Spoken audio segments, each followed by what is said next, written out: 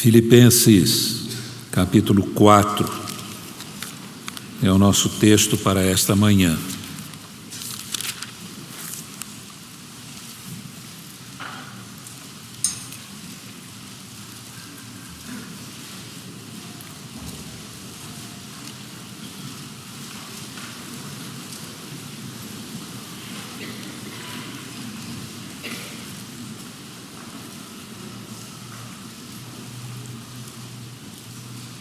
O versículo de número 19 diz o seguinte: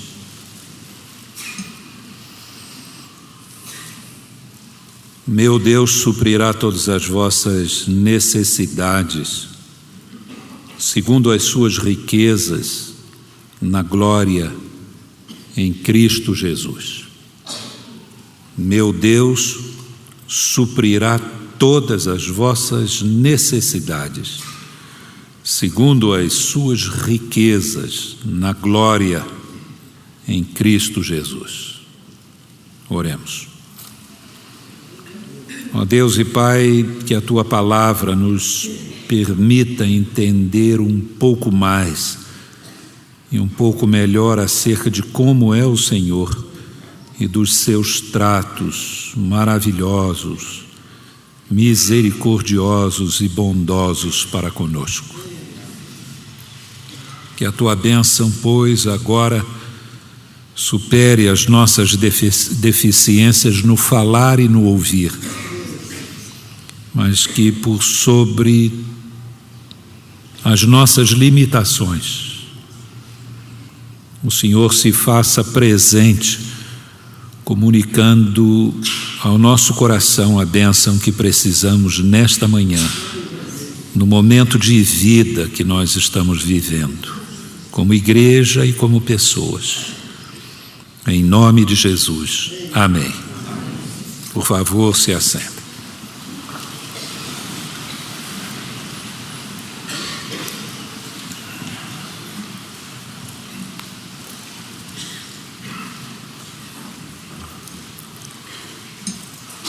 Quem ouvisse Paulo ditando esta carta,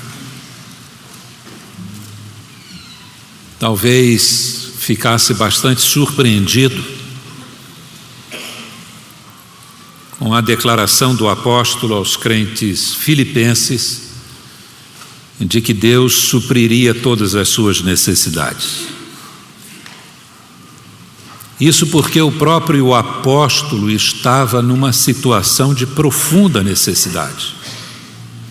Estava preso em Roma. Liberdade é uma das maiores necessidades de cada um de nós. Deus nos deu liberdade, nos criou com liberdade,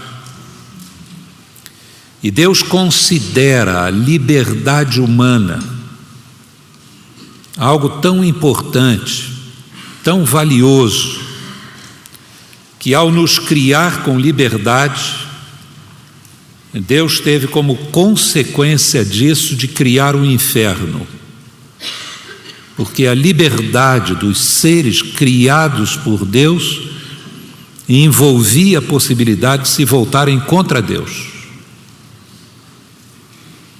Ao nos criar com liberdade, Cordeiro de Deus foi morto antes da fundação do mundo, diz o apóstolo Paulo.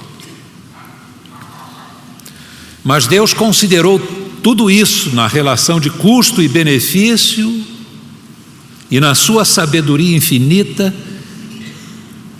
Ele chegou a essa conclusão: vale a pena criar seres com liberdade. Qualquer tentativa de aprisionar uma outra pessoa,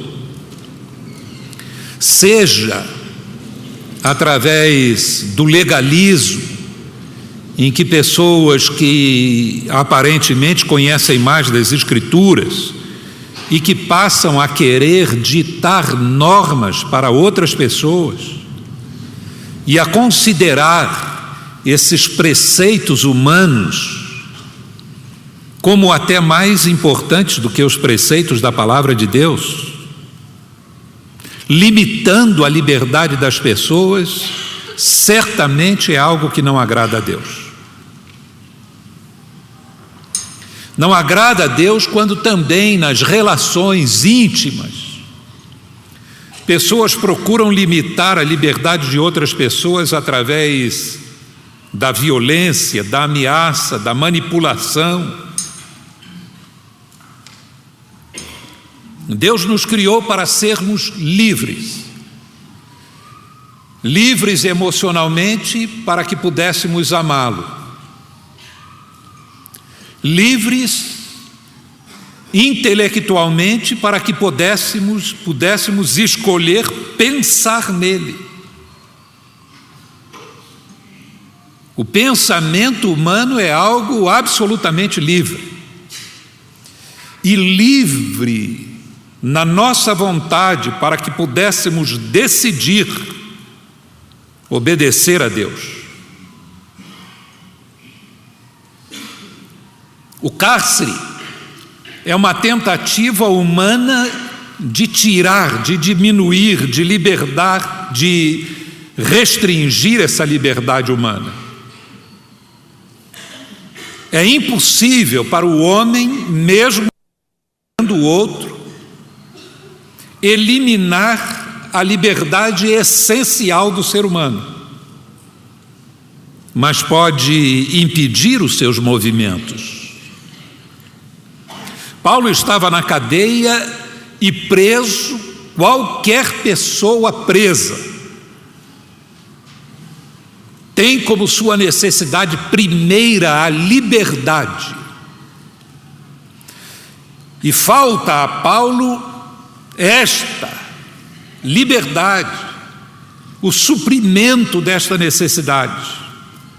Mas mesmo preso, ele, ditando essa carta aos Filipenses, diz: o meu Deus, segundo as suas riquezas, suprirá todas as vossas necessidades. Riquezas é um assunto recorrente nesta carta aos Filipenses, as riquezas de Deus. Abra a sua Bíblia em Filipenses capítulo 2.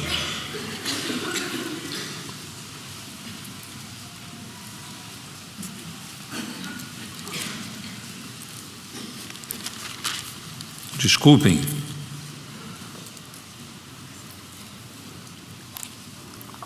Efésios capítulo 2.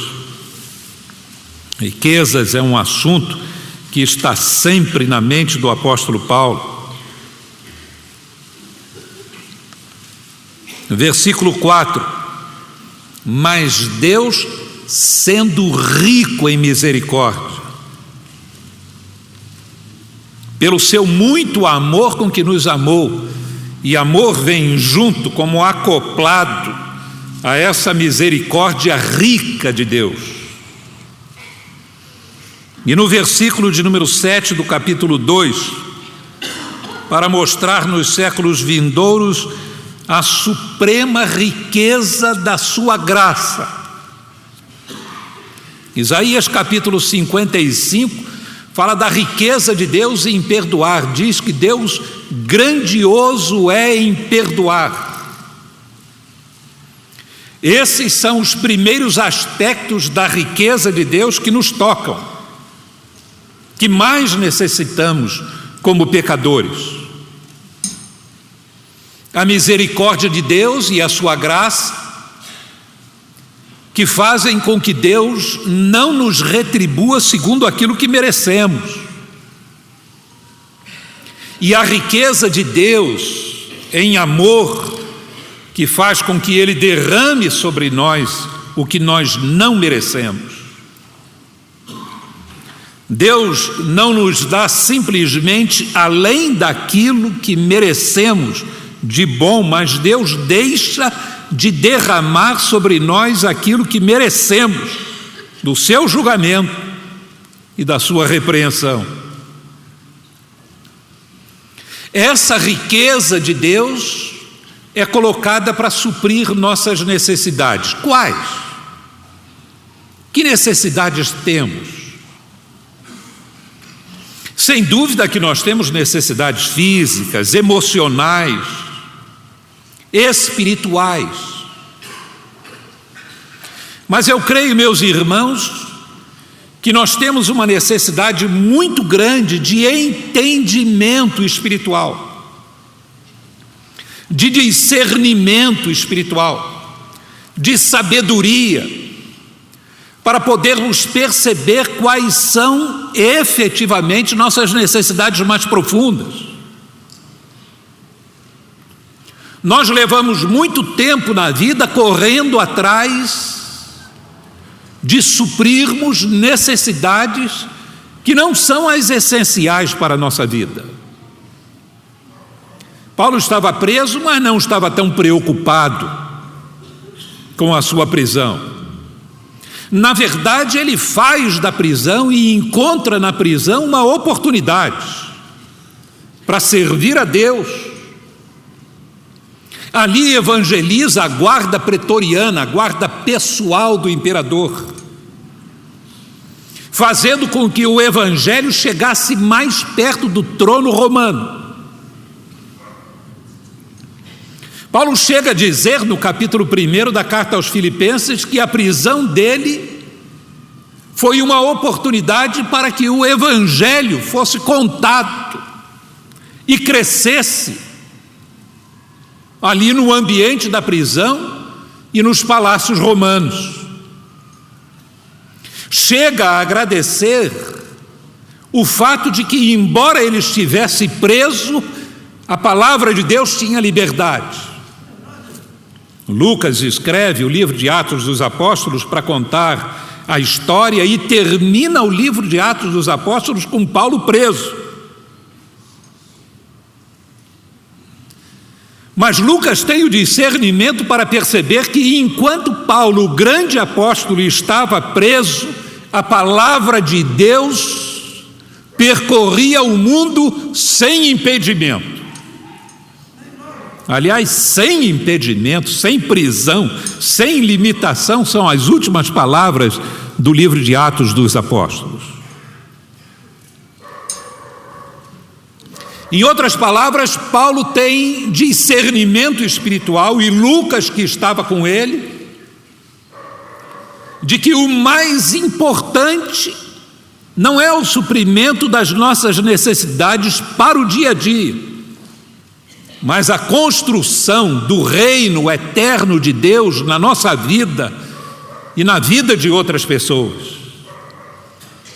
Deus está trabalhando com valores eternos, e nós muitas vezes estamos aqui sufocados por emergências e urgências temporais.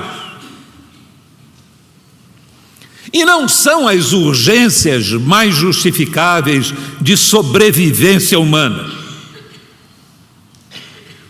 De alguém que levanta de manhã e não tem o que comer durante o dia. Não temos. O alimento está lá na despensa. A roupa está no armário para ser vestida. As oportunidades de ganhar o pão naquele dia estão diante de nós. E o temos para aquele dia e o temos para guardar para as próximas semanas e meses. E ainda assim, muitas vezes, nós estamos vivendo atrás das necessidades que não são as mais importantes. Nessa carta aos Filipenses, Paulo coloca aqui algumas coisas com que Deus pode e quer abençoar a vida dos filipenses. É só nós olharmos o contexto desta grande declaração. Podemos começar, por exemplo, lá no versículo de número 4 do capítulo 4. A primeira coisa que Deus pode suprir, e só Deus pode suprir de forma perfeita, é alegria. Ele diz: regozijai-vos sempre no Senhor. Outra vez digo, regozijai-vos. Quando ele diz outra vez, Pode ser em função do que já disse nesse versículo 4, mas pode ser que ele esteja recorrendo a um princípio que permeia toda a carta aos Filipenses, que é uma carta sobre alegria. No capítulo 3, versículo 1, ele diz: quanto ao mais, irmãos meus, regozijai-vos no Senhor. Então, ao dizer outra vez, digo, talvez esteja se referindo ao capítulo 3, versículo 1, a como nós podemos no Senhor encontrar alegria. Naquela última noite com os discípulos, Jesus disse assim para eles, em meio a todo o seu sofrimento, chegou a dizer: a minha alma está angustiada até a morte. Mas foi capaz de dizer para eles: a minha alegria vos dou. Mesmo naquelas circunstâncias, Jesus tinha alegria para ele e para legar para os seus discípulos.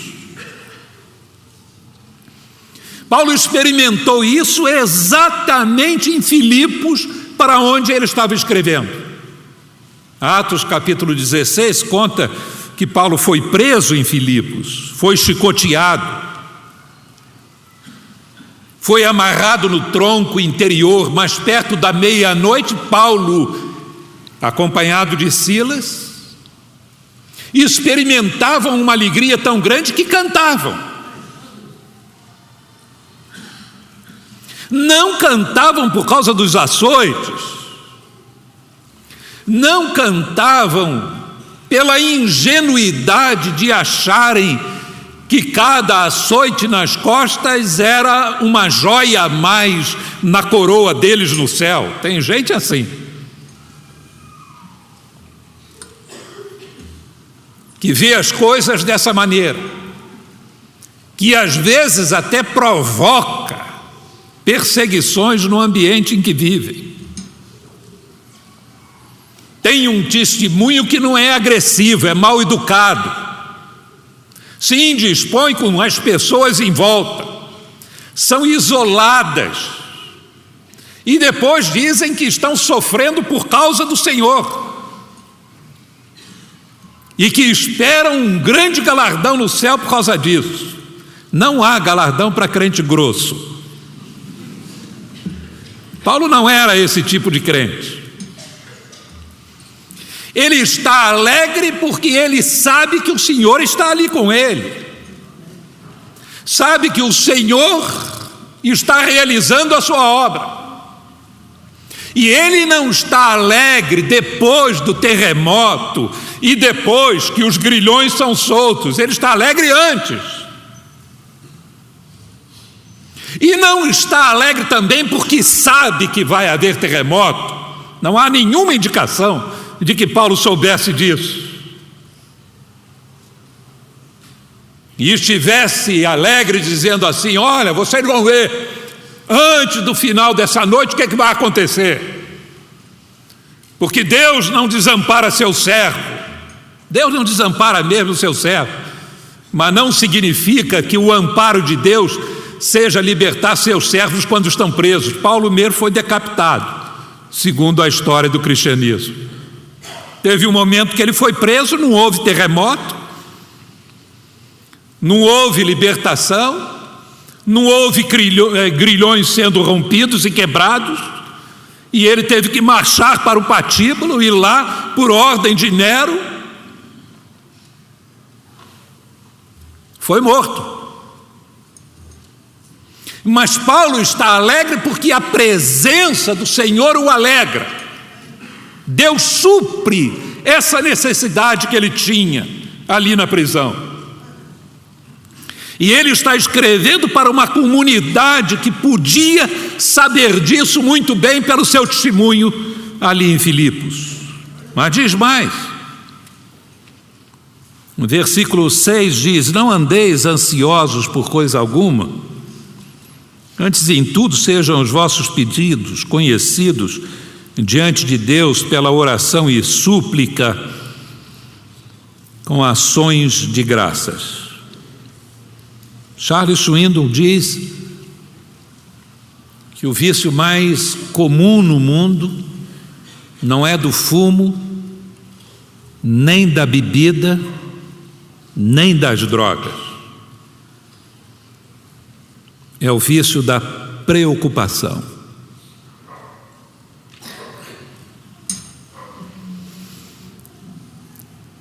É mais ou menos o seguinte: você chega para um indivíduo que fuma e diz assim: rapaz, o fumo vai acabar com a sua saúde. Ele diz: eu sei. Mas por que você não para de fumar? Olha, eu gostaria muito de parar de fumar, mas eu não consigo. Eu sou assim, fraco, dependente. Eu não consigo parar de fumar. Ou para o indivíduo que bebe: rapaz, a bebida vai acabar com a sua família, vai fazer com que você perca o seu emprego. Não é melhor você parar de beber? Olha, melhor seria, mas eu sou assim mesmo, eu não consigo. Você chega para uma pessoa e diz assim: mas rapaz, por que você está tão preocupado? Ah, eu sou assim mesmo, eu me preocupo. Percebem? Eu não consigo parar de me preocupar. Paulo aqui dá uma receita: ansiedade, preocupação, nada, por nada, orações, por tudo. Não se preocupe com nada, ore acerca de tudo. Em outras palavras, coloque os seus problemas nas mãos de Deus. Ouvi a Onir dizer recentemente que o que a gente faz é o seguinte: ó Deus, pega aí. E aí a gente corre achando que Deus não vai pegar, porque não vai ficar lá em cima. Aí depois olhamos, está na nossa mão de novo, a gente diz novamente: Deus, segura esse negócio. E já nos preparamos para pegar de volta. Porque achamos que Ele não vai ficar com os nossos problemas e as nossas dificuldades. É o vício da preocupação. Na verdade, não é bem o vício da preocupação, é a pretensão de termos controle sobre as coisas. É a dificuldade de dizermos assim: ó Deus, eu não tenho controle sobre essas coisas. E como não tenho e o Senhor tem, eu deixo isso com o Senhor. Meu pai era um poeta português. Existem dessas coisas. E às vezes ele fazia questão de botar um sotaque. Ele dizia assim: problemas que não têm solução, solucionados estão. É uma verdade. Se nós não temos solução para esses problemas, do nosso ponto de vista, eles já estão solucionados. Ou seja, se não há o que fazer em relação a isso, agora é esperar em Deus. E seja o que Deus quiser. Na certeza de que o que Deus faz e o que Deus permite é o melhor. Deus poderia até resolver alguns dos nossos problemas, mas Deus está agindo conosco e com a humanidade de forma didática. A maior parte das coisas que acontecem porque Deus, na sua providência, estabeleceu regras, leis que funcionam e que Ele não está interferindo toda hora. Tem poder para interferir e interfere quando quer, mas não está interferindo toda hora.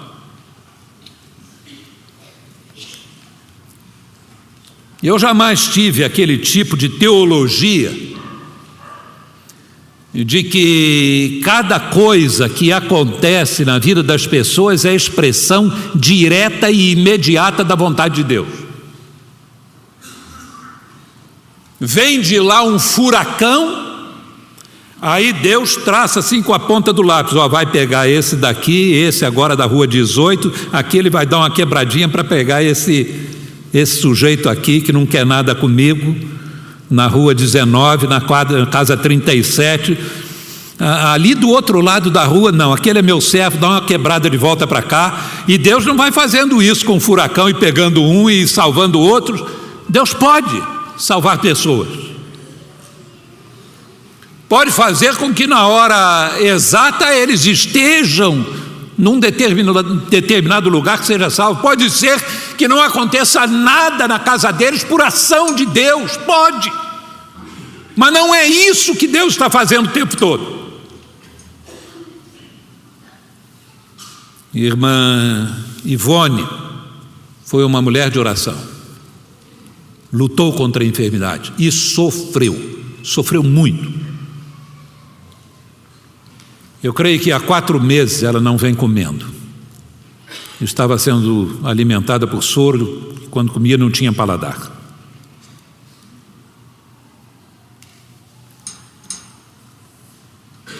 Agora a gente para e pergunta: por que Deus não a poupou? Por que Deus a preservou? Para mim, estava ali a resistência do seu organismo diante da enfermidade, os remédios que tomava, a luta dela para vencer, possivelmente algo que Deus quisesse fazer na vida de alguém. Mas o que está acontecendo ali é o que acontece muitas vezes com muitas pessoas para estabelecer uma cultura e uma percepção que os homens não querem perceber. É que a morte nos espera, que esta vida é uma miséria para quem não tem nada a esperar para depois da morte. Para que as pessoas olhem, vejam isso acontecendo vez por outra e digam e perguntem a si próprias: onde eu tenho colocado a minha esperança para o viver? A minha expectativa de ser feliz é só nesta vida? Paulo disse: se nós esperamos em Cristo apenas para esta vida, somos os mais miseráveis de todos os pecadores. E eu acredito que ele estava dizendo isso porque nós ficaríamos muito decepcionados com Deus. Porque crente pode viver nessa vida uma vida mais feliz do que os outros pecadores, porque ele vai viver melhor em casa, ele vai evitar determinados vícios.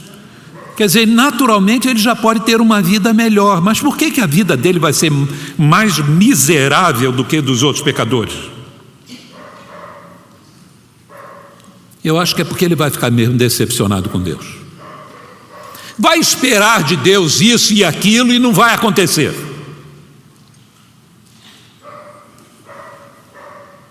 Em lugar de preocupações, orações. Deixe nas mãos de Deus. Meu irmão esteve com a mesma enfermidade. E nessas circunstâncias eu gosto de perguntar a uma pessoa o que ela está orando. E eu perguntei: meu irmão, o que você está esperando de Deus? Ele: o melhor. De Deus pode-se esperar outra coisa que não seja o melhor? Eu espero o melhor. Se o melhor de Deus para a minha vida for me dar saúde, glória a Deus. Se o melhor de Deus for me levar, glória a Deus. Agora, eu acho que o melhor para mim é ser curado e ter todo o meu vigor de volta. Mas Deus é que sabe o que é o melhor. Colocar tudo diante de Deus em oração parte desse princípio: Deus sabe o que é o melhor. Não é esse negócio de que nós sabemos e reivindicamos. Não é esse negócio de que nós sabemos e demonstramos ter uma fé que arrancamos dos céus aquilo que nós estamos pedindo. Não, não é isso não. Os irmãos vão observar que todas as vezes que essas coisas acontecem, as pessoas são muito rápidas para dizer: isso foi alcançado pela fé. Mas quando há o óbito, elas não são tão rápidas para dizer assim, faltou fé. Aí faltou fé, foi lá no outro. De preferência no doente, que não tem como escapar e agora dizer por que isso aconteceu. Preocupações, 0, diz o apóstolo Paulo. Orações, 100. Tempo todo orando, sobre todas as coisas, e deixa nas mãos de Deus. E aí Paulo diz outra coisa que Deus supre, é paz. Ontem no chá das amigas, eu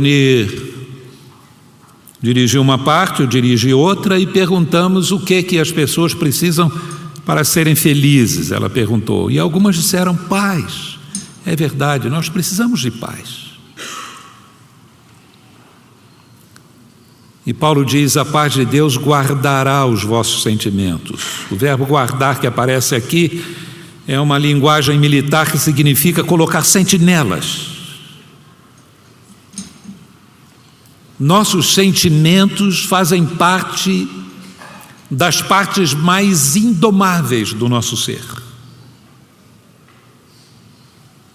Nós não conseguimos controlar os nossos sentimentos.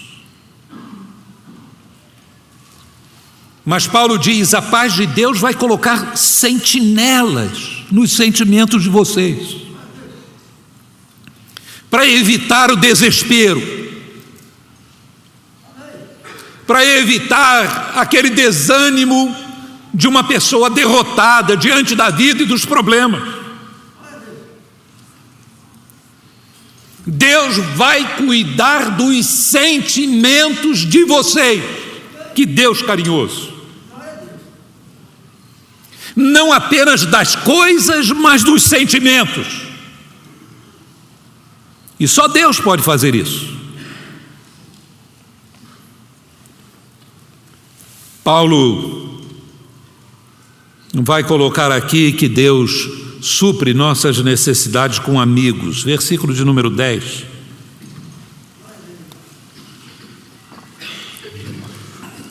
Ora, muito me regozijo no Senhor por terdes finalmente renovado o vosso cuidado para comigo. Esse cuidado ele vai mencionar de novo no versículo 18. Mas tenho tudo, tenho até em abundância, cheio estou, depois que recebi de Epafrodito, que da vossa parte me foi enviado, como cheiro suave, como sacrifício aceitável e aprazível a Deus. Eu estava preso, e a igreja mandou uma oferta para ele. Ele tinha amigos. Que coisa boa quando na hora da necessidade a gente percebe que tem amigos, tem pessoas interessadas na nossa vida e que compartilham conosco essa necessidade. É muito fácil ter amigos na abundância. O difícil é ter amigos na necessidade. Mas Deus supre isso. Deus coloca alguém do nosso lado. E se não tiver um amigo na igreja, Deus vai arrumar outro lá fora. Eu me lembro de uma ilustração de Spurgeon, de uma viúva que levantou aquele dia e não tinha o que comer. Naquela época da Revolução Industrial, as pessoas trabalhando 14, 16 horas por dia, sem legislação, ganhavam apenas pelo que trabalhavam, não tinham repouso remunerado. Muitos acidentes, muitas pessoas defeituosas, crianças pequenas trabalhando nas fábricas. E a mulher já tinha perdido o marido, já tinha perdido os filhos.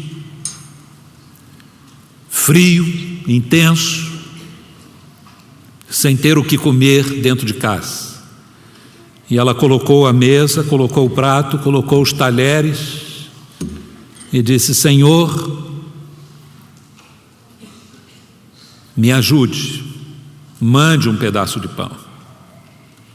E tinha uma rapaziada na vizinhança, ímpia, viviam debochando da mulher, e quando eles perceberam que ela estava na sala orando, se aproximaram e da janela puderam ouvir ela dizendo: Senhor, manda um pedaço de pão. Um deles foi correndo, comprou um pão e jogou para dentro da casa da mulher, dizendo assim: esse foi o diabo que mandou. Aí a mulher, na sua oração: ó Deus, muito obrigado, o Senhor não teve ninguém para mandar, mandou pelo diabo mesmo. Deus sempre nos socorre. Se faltar um irmão do lado, ele vai usar a boca de um incrédulo, ele vai usar a mão do ímpio. Quando o povo de Israel mais precisava de ajuda, quando as crianças estavam sendo mortas, Moisés foi sustentado exatamente no palácio de Faraó. Deus faz dessas coisas, Ele não falha.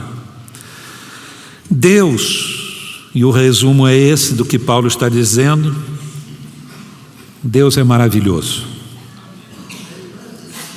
Agora, meus irmãos, se Deus é maravilhoso, está aberta a possibilidade para cada um de nós de viver uma vida maravilhosa. Não uma vida derrotada, não uma vida fragilizada, não uma vida amesquinhada, não uma vida confusa, mas uma vida que experimenta esses suprimentos de Deus. Deus se agrada em dar. Ele se glorifica dando e ajudando, e nos prova da maneira mais radical e definitiva de que Ele está pronto a dar, a suprir. Paulo diz na carta aos Romanos, no capítulo 8, creio que é o versículo 32, ele diz assim: aquele que nem mesmo a seu próprio filho poupou, como não nos dará também com Ele todas as coisas? Saia daqui hoje pensando nisso. Meu Deus é um Deus rico, não é um Deus falido. Jamais alguém se levantará para protestar um título em cartório contra Deus.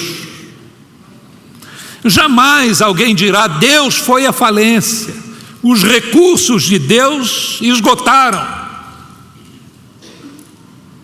Se você acha que tem sido derrotado repetidas vezes na sua vida, quero dizer para você que os recursos de Deus são inesgotáveis. Você pode dizer que o poder de Deus está à sua disposição. Paulo dizia isso: eu posso todas as coisas naquele que me fortalece. Deus é maravilhoso, e você é seu filho, pode viver uma vida maravilhosa que o glorifique, mesmo que enfrente limitações, sofrimentos, angústias, como o apóstolo Paulo, prisões, açoites, naufrágios. Mas em todas estas coisas, diz o apóstolo, somos mais do que vencedores. Que Deus, portanto, nos abençoe. Oremos.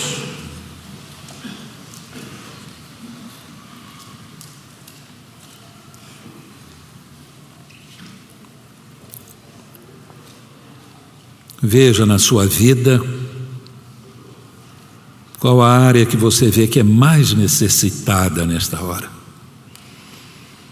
Você precisa do perdão de Deus e de restauração, precisa de poder, precisa de ânimo.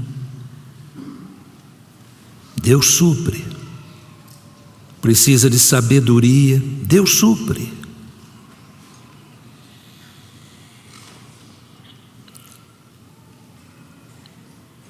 Precisa de equilíbrio emocional, Deus quer que você descanse nele.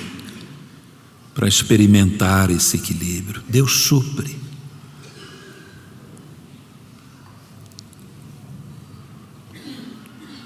O meu Deus, segundo as suas riquezas, vos suprirá todas as vossas necessidades. Ó Deus glorioso, maravilhoso, bondoso,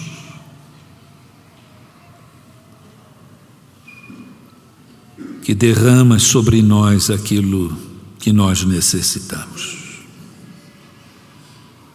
Obrigado pela tua misericórdia, ó Deus, pela tua graça, e obrigado porque a obra que o Senhor está fazendo em nós, o Senhor não desiste, e o Senhor há de completá-la para nos apresentar irrepreensíveis diante da tua glória, ó Senhor.